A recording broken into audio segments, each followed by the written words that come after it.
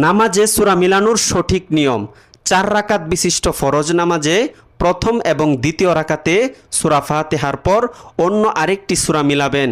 যেমন প্রথম রাকাতে সূরা ফিল পড়লে দ্বিতীয় রাকাতে সূরা কুরাইশ পড়বেন।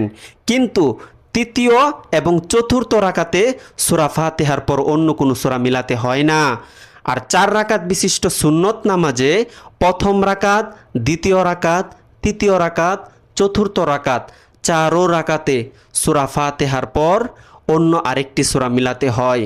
যেমন প্রথম রাকাতে যদি আপনি সূরা ফাতিহার পর সূরাতুল ফিল পড়লেন, দ্বিতীয় রাকাতে আপনি সূরা ফাতিহা পড়ে সূরা কুরাইশ পড়লেন, তৃতীয় রাকাতে আপনি সূরা ফাতিহা পড়ে সূরা মাউন পড়লেন, চতুর্থ রাকাতে আপনি সূরা ইখলাস পড়লেন। এভাবে আপনি সুন্নত নামাজটাকে কমপ্লিট করবেন। আপনার একটি শেয়ারে হতে পারে কারো সারা জীবনের জন্য নামাজ ঠিক হয়ে যাবে, আপনি সারা জীবন সওয়াব পাবেন। তাই ভিডিওটি শেয়ার করে দিবেন ইনশাআল্লাহ।